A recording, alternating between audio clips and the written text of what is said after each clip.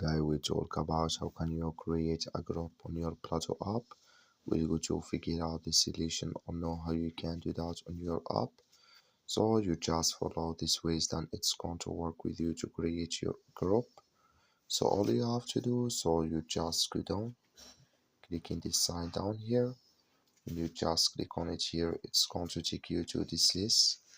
It's going to show for you like this. Then all you have to do now, you just go here above groups, you just click on it, then come to next step here. Then all you have to do now, so you just click here on create a group. When you just click on it here, then you come to this list here, add here your name and this or group name, and here descriptions or message here. So then you click here on create, then it's going to create with you on your Plato app. That's all you have to do. Thank you for watching. Don't forget to support us by liking